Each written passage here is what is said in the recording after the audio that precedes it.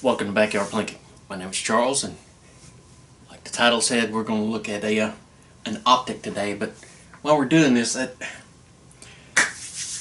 had some questions in the past about, the scopes and the air rifles and people having some issues being able to get them sighted in. So I'm going to give you a couple of little tips and little tricks to try with that to see if it helps. It could just be the ramblings of a crazy old man. We'll find out. The one we're going to look at is this is something you can pick up off of the shelf. A lot of the times when you go through, if you buy a combo option, where you get the rifle and the scope, people say, well, that was no good, or it's a little tube, I don't like that, whatever. There are some options. Then, if you're only talking about going 10, 15, 20 yards, depending on how good your eyesight is. Even one of the little Reflex optics, like this one from NC Star. Now, this is battery operated. You can either have a red dot or a green dot simply by changing the selector switch up on the top.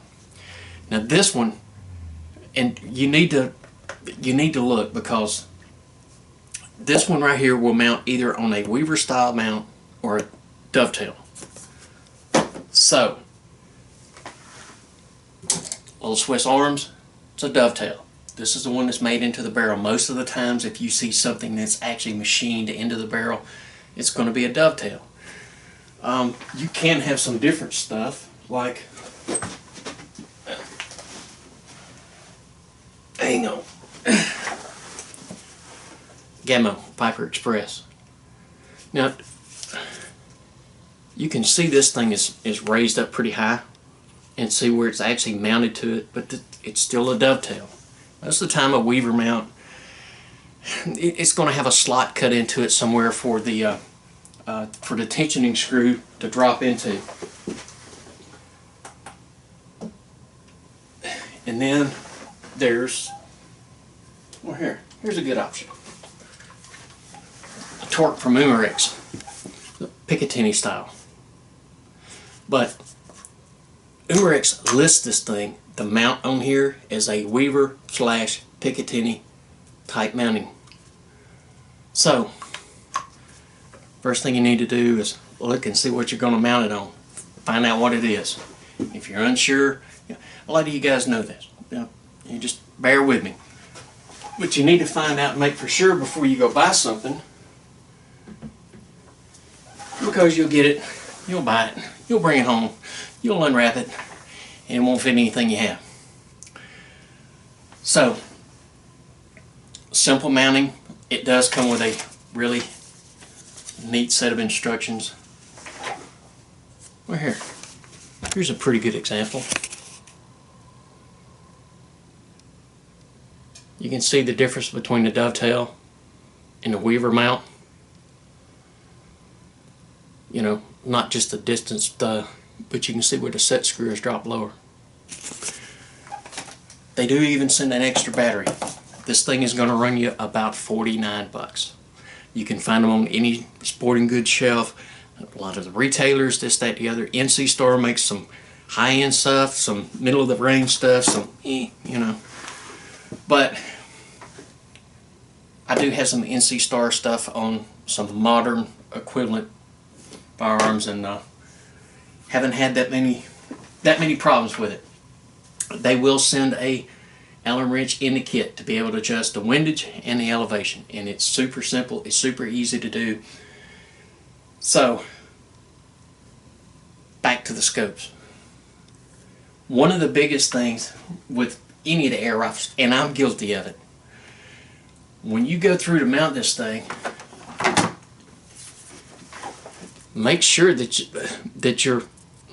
the teeth that go into here actually go all the way up under and grab where they're supposed to. You can actually have this thing a little off kilter. Find you a rest, get you a bench, get it somewhere where you don't sit on the couch and try to fumble with it and do it. That'll kind of kick you out of play. Second thing, as far as a scope, not this, the crosshair alignment. Now, unless you're a gunsmith, you're really good at it, you're an armor or something like that, Once you mount a scope on here and you look through it and you try to make sure that the crosshairs are lined up straight, you can look at it again and again and again. Oh, well, yeah, well, it looks pretty good. All it takes is just a little. It doesn't take much for it to be askew one way or the other.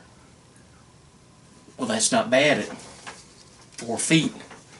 You get to 4 yards, you get to 10 yards, then you start adjusting it. Well, it's shooting a little to the right, you know, and then all of a sudden you're way over here or way over there, especially where the elevation is a nightmare. This is an easy trick that somebody showed me a long time ago. Sheet of paper, right? 8.5 by 11. Nothing special. You see where I have the crosshairs drawn. Get your ruler. 8.5. Mark 4 1/4, 4 1/4, 4 1/4. Draw you a straight line. As far as the 11 inches go this way, 5.5, 5.5. Draw a straight line. Now you have something that you know is level, is perpendicular. Take this, tape it to the wall, put it on a piece of cardboard. But when you do, you need to get a level where there's like a little picture level, a torpedo. I don't care if you use a 6-foot carpenter's level. This has to be square. A rest or some way. All you're trying to do is take yourself out of the equation. You don't want to have the air rifle tilted one way or the other. You want to get it where it's straight, it's true. Through the scope, make your crosshairs line up here. You know, some of the crosshairs are a little wider, so you might have to make your drawing a little thicker or something like that. But if you'll do that, that way you know for a fact my crosshairs are perfect. It's in alignment. It's in alignment with the barrel because I've got all this straight. That will take a lot of the problems out of it. So let's take our little NC Star outside, take a few shots with it, and I'll show you how easy it is to get this thing lined up. Alright, so obviously because of time constraints, I get out here and take a few shots and whatnot just to kind of get me pretty close. My suggestion to you would be to find a big target, put it fairly close, get it just about where you need to be, then move your target back a little bit. So one of the swinging steel with a nice new orange paint job. We're going to see if we can scuff the paint on it. Just find out where this thing is actually hitting now.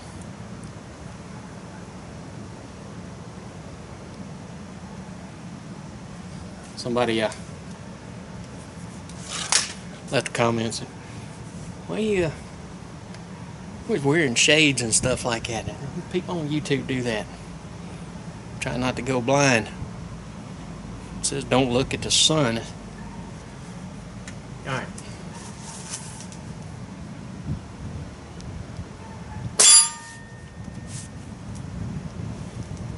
Little right.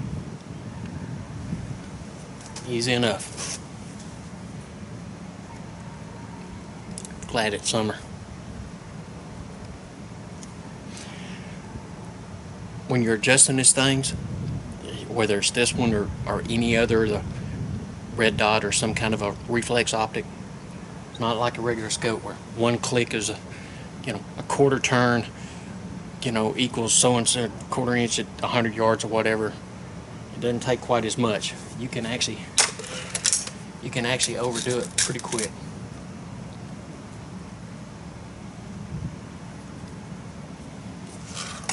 Alright, let's try again.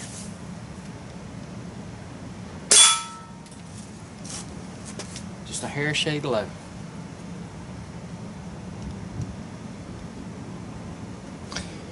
Alright. Baby steps. Small adjustments. Alright. Try something a little smaller.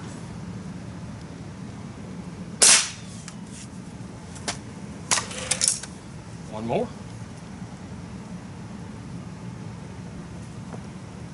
Yeah, I saw where it hit. Oh, good.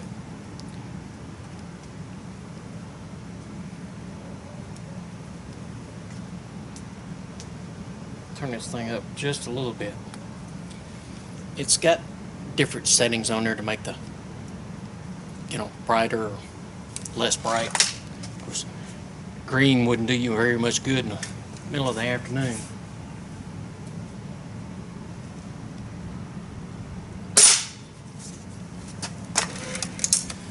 Alright, might be ready. Let's see if we can get a spoon. Bam, one spoon.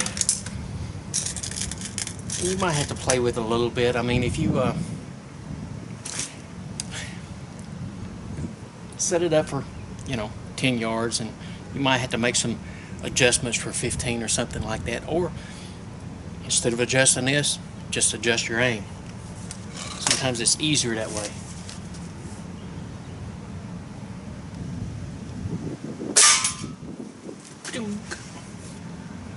Very cool.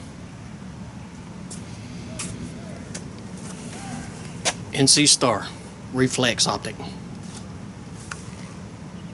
Very nice. Till next time, my name is Charles. This has been Backyard Plinking.